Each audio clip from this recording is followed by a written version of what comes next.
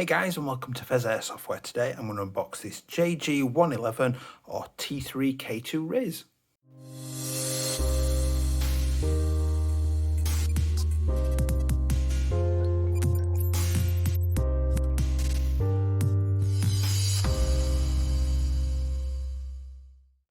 So a quick point on safety: if you are going to do unboxings or disassemblies, please make sure that you're being nice and safe, eye protection on, batteries out, that kind of thing. Just make sure that you are being safe and keeping everybody else around you safe. Hey guys, and welcome back. If you do enjoy this content today, please do like and subscribe, because you'll be really helping me out, especially the like button. That helps me get seen by the YouTube algorithm. So today then, we're going to unbox this Jing Gong Jg111 or T3-K2 Riz version. Hopefully you've seen the recent unboxing of the full length G3, and this is just another variant that I particularly really like and got on the same order. So I will link to the product and the original order unboxing if I did do that. I can't even remember anymore. I'll double check on that. So let's get started then. As per usual, JG usually come up with fairly nice looking boxes. It's very basic. Nothing really indicating what it is that's even in there, other than just a little bit of a sticker. So we'll get that out of the way. It is quite solid cardboard. We've got a Gunfire information sheet. We've got our, out of the way, got our user manual in a little bag there with the controversial high cap winding key. Love them or hate them, they can be useful at times. So got a little bit of a T3 Shorty MC51 manual in there. The operation is basically the same apart from the battery. The battery doesn't go in the foregrip. What it does do, it go in the little vert grip that is included, which I'll show you. So a nice little manual, a couple of targets, a full T3-K1 manual, a very Tokyo Marui styled manual there, going through obviously the full length one. So get that out of the way, get rid of the top layer, and there it is. Now I really like a Riz G3 and with the sliding stock as well. So before I get too excited, let's get through this. So we've got an included 8.4 volt 1100 milliamp NIM type battery. We have a charger over here, which for me in the UK is no good, so it will stay in the box. But if you are sort of in Europe and what have you, then it'll be fine for you. We've got some 0.2 gram BBs, some silicone. We've got our, when I can fish it out, everything's very snug in here. We've got our battery holder, which we'll look at in a minute. We've got our high cap mag, which I would like to run mid caps in this. Unfortunately, you can't seem to find them in the UK anywhere in stock at all. Really struggling, or at least not for a reasonable price that I'm willing to pay. So I'll get this out. Again, this is well snug in there. Oh, look at this thing. Quite a bit of weight to that. Definitely heavier than the G3, the T3-K3. And there is an unjamming rod in there. Now, I'm sure it used to be, in years gone by, that you used to get the claw mount to sit on top of here to put sights on and things, but not anymore, it would seem. So there it is. What an absolute quality piece of kit. I absolutely love this, like proper, almost gushing over it. It is awesome. It's really nice. All of the weight is at the front. You've got mostly plastic externals, and so majority of the weight, if not all of the weight, is this metal Riz unit at the front. Now, for those of you that you have seen that the battery connectors there, we'll come to that in a minute. So starting at the front then, just like the T3-K3, you do get your metal flash ID, sort of 7.62 style. You've got a metal outer barrel. I have noticed there is a tiny bit of wobble on that outer barrel. Not much, just probably 1 to 2 mil at the most each way. I am going to look at tightening it down with this grub screw, because I assume that's what's holding it in place. Or maybe it's threaded in, or maybe it's both. I will have a look at that shortly. We've then got a pretty meaty, substantial rail unit there that is all metal, and you've got obviously rails for days there to mount all sorts of accessories. We've got our charging handle for the HK slap. I'm not going to do that too often, because I've found in the past that it can be quite soft metal and likely to just ping forward and off. So something to watch out for.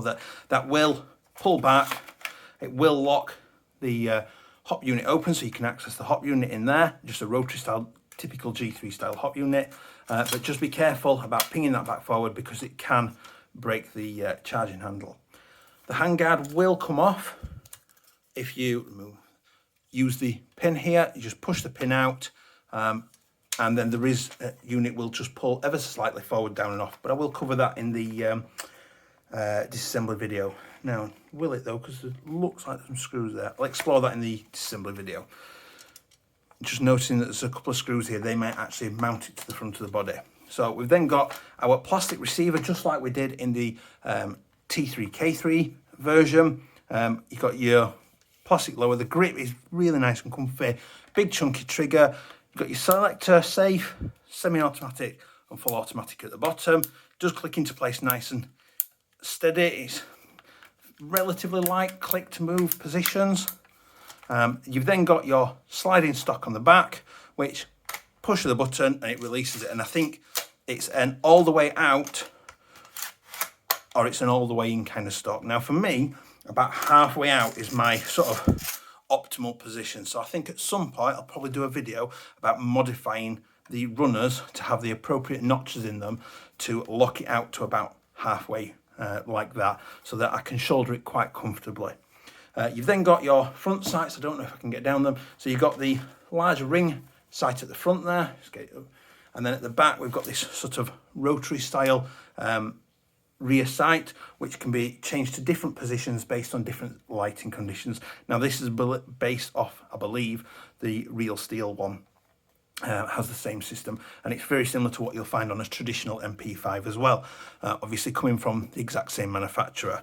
Now the weight itself is pretty immense and it's mostly front heavy, so once you've got it shouldered, you know, you're going to be carrying that weight on your, if you are a right-handed shooter, you're going to carry that weight on your left hand or your forward hand.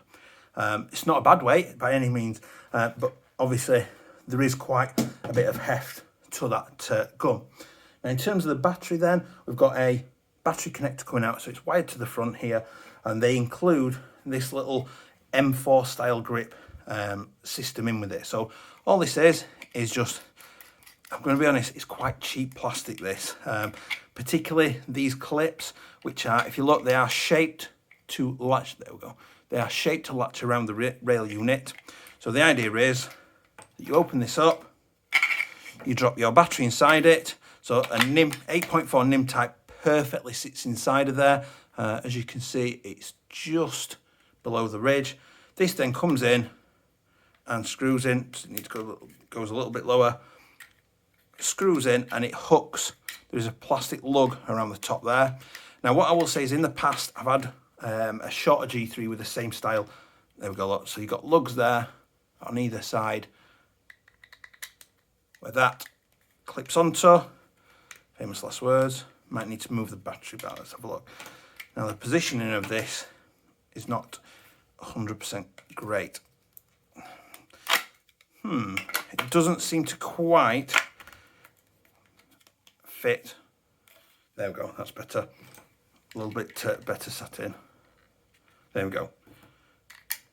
And then all you do is you get it on the, you plug your battery in, you get it on the rail, and you tighten the bolt down, and it obviously holds it in place and it gives you the battery connection that you need. Obviously these batteries are not great, but we will do the standard rate of fire test with that, but that is the main way that you hold your batteries on this gun, and it does look pretty cool with the grip on there. What I will say is that wiring's going to get in the way. You're going to have to feed this back up into the RIS unit, and then you're going to have to manipulate it round and have this sat slightly forward, the grip slightly forward, so it's not going to look the best. I do think, and I am planning to keep on this one, so I do think with this I'm probably just going to buy a PEC box, and mount a PEC box on the side and have a battery PEC box connected round and into it, just to make my life easier. They have done a pretty neat job of machining that hole into that rail unit, and it's just the perfect size to let the mini Tamiya through. A Dean's connector would quite easily go in there as well. So next thing then, we'll look at the hop unit. So it is a typical G3 style hop unit, and we rotate it up to add hop and back down to take hop off. Put that back forward carefully. Your retractable stock is, I had to think of the word then, is metal in general. So you've got metal retractable rods, you've got a metal part there with a rubberized butt plate, which obviously is well gripped, sort of to stick well onto your clothing or your camo, whatever is in the way when it gets into your shoulder. Your high cap, now, you see, I've had loads of JG high caps and they've always found them to be really, really good at feeding pretty much no matter what. The winding key, yes, a lot of people dislike them. A lot of people like them equally. You know, at the start of the day, start of a game before, excuse me, you leave the safe zone, you know, fill your mag up. You know, that is so much easier. I do apologise to those that dislike it. That does make life easier if you are running high caps, to wind it up until it's full and then just wind it using the wheel in game. I can understand, you know, everybody's split on high caps and mid caps and low caps and things, and I get it, and it takes sort of all different things for all different situations. And I probably would run mid caps if I could get them at a reasonable price, but at the minute I can't, so it's going to have to be a couple of high caps to run it with just for now, just until I can source some actual mid caps. But they do feed really, really well in the ones I've had in the past. So what we're going to do is we're going to go to the shooting footage in a minute, but first I've kind of upped my game a little bit, following a few suggestions from Discord. Laurent, I appreciate it. So what I've done is I've invested in a couple of extra batteries. So from now on, what we're going to do is when I do the shooting test from new unboxings, I've now got a 7.4 volt LiPo, which I usually have. I've got the 11.1 volt LiPo, which I usually have. But then what I've also bought is I've bought an 8.4 volt NIM type battery, which I'll put a link to below, and a 9.6 volt NIM type battery as well. And I've got the included standard battery. So what this means is, in terms of my unboxing videos from now on, is I can give you the sort of the full range of normal, what we would class as the normal airsoft batteries, from 7.4 to 11.1, and the two sizes in between, from LiPos and NIM types as well, just to give you guys the sort of idea of what you could expect out of it. One thing I will say is this is reported at 360 to 370 FPS at brand new out of the box. I've not had it downgraded yet, and we'll see what that's doing through the Chrono. So I'll see you in a second and we'll see where we're at.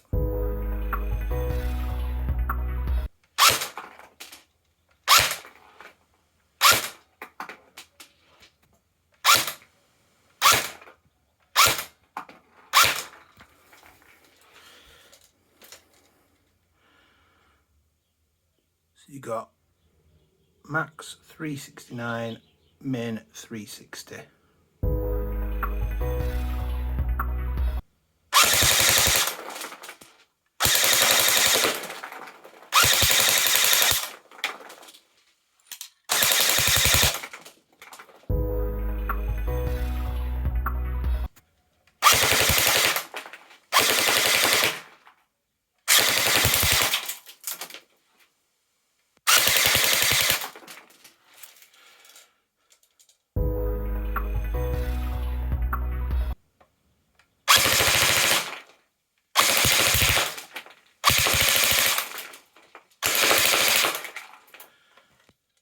About 13 rounds a second.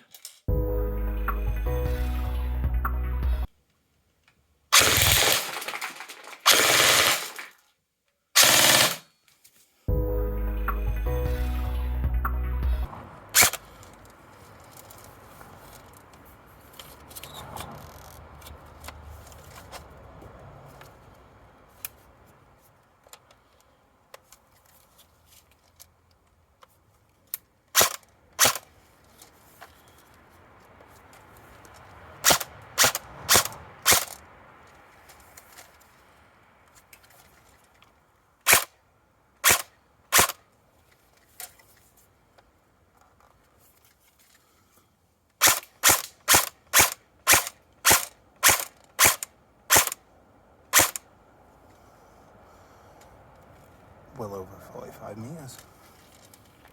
Okay guys, so we are back from the Chrono and the rate of fire test and the range test. So we've got kind of all over the place, I suppose, a little bit.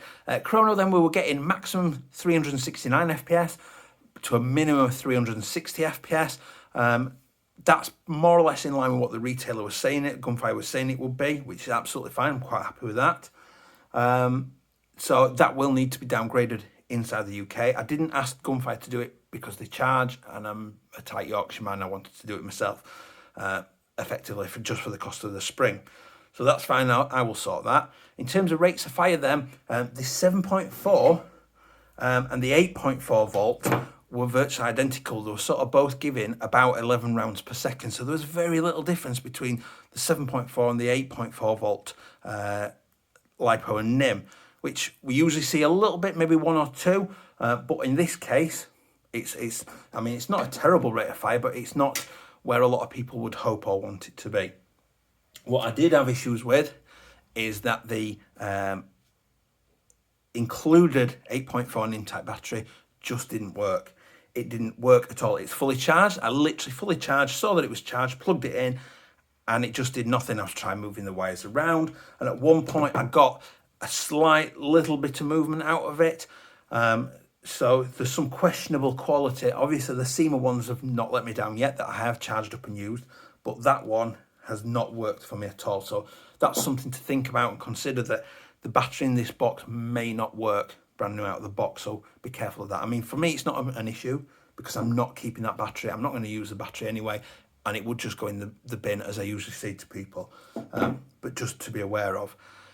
Then got to the 9.6 volt NIM type battery then. We're getting about 13 rounds a second, so it started upping a little bit, then started getting to, see that with the 13.2, with the 9.6, that was traditionally what I'd get out of an 8.4, more or less, about 12 to 13 rounds per second. And then we put in the 11.1, and we were sort of like top end of 19 rounds a second to 20 rounds a second. Unfortunately, obviously, the footage was a little bit shaky of me doing the rate of fire test, just because trying to hold this heavy ass gun and trying to film it on my phone as well is obviously a little bit tricky and shaky, hence why I was sort of saying the figures in the video a little bit, and I repeat it back to you so you can know for certain what they were. In terms of range then, it was easy putting out 40-45 meters. Obviously they do it in the dark with the tracer, so you get a good impression of where it's actually going. I did find though that it was a little bit inconsistent in terms of first couple of shots. I think the barrel probably just needs a good clean, in all honesty, but I wanted to give you the out of box impression. It probably needs a good clean, but I did find that the odd BB would just kind of zoom off in a random direction or drop very short despite the hot being set and things. And I'm sure that's just effectively gunking the barrel, that if I clean that out, it will be a lot smoother and shoot a lot nicer. So we'll see how that goes with that. A little bit disappointed about the included battery, but it's one of those things. I can't really do a lot about that. So as my Discord users like me to do, we'll now do the gloved operation, just to show you what it's like to operate this with a pair of gloves on. Now, as with a lot of them, these things are designed for military use based on real steel ones, so I would assume they're quite easy. Now, the main thing I can think of instantly is getting into that high cap. I just can't get under the lip there to get that high cap open. I can wind it perfectly fine. There's nothing wrong with that. The winding works perfectly with gloves on, but getting that hatch open is going to need a glove off, which is a slight issue if you're trying to reload a mag mid-game. I can get the mag in nice and easy. I can get it back out again nice and easy. That's not a problem.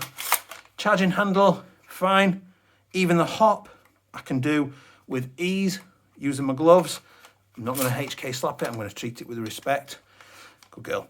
The trigger, the selector, all absolutely fine.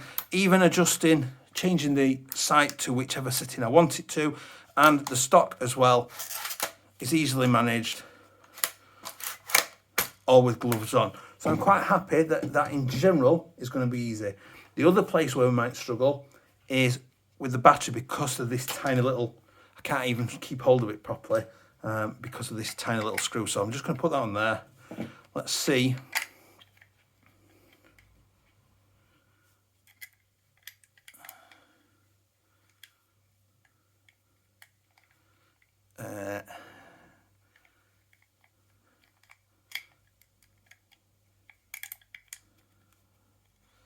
I am struggling a little bit to have the fine dexterity to sort of make that mesh up, and it.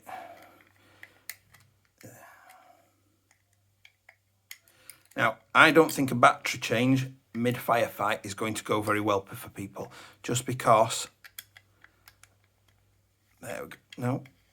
Yeah, that's going to be pretty difficult to do with gloves on. So, strap those off.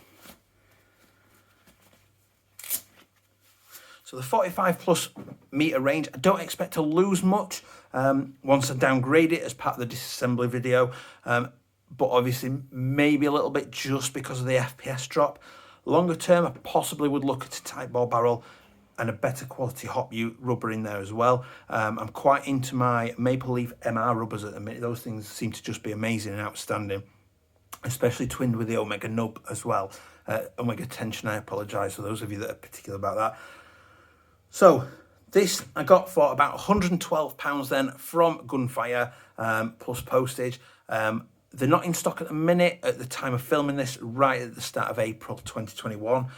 Patrol Base have them listed but not in stock at £169.99, which based on post-Brexit and everything, it's probably going to bring the prices very, very similar there. Once you've paid for your postage and your import costs, if there are any, you're possibly going to end up with a very similar price point. I have still got a big Brexit order, post-Brexit order coming after my first little one. Got very lucky, and it's still been sat in a warehouse in London somewhere for about a month now, and nobody can tell me why it's not been delivered, but that's a video for another day. So I hope you've enjoyed that. I will leave the usual photos after this, where you can see the little vert grip attached properly, and obviously in all its glory. Please do remember to like, comment and subscribe, especially the like button, because you really help me out. And I will see you next time. Bye.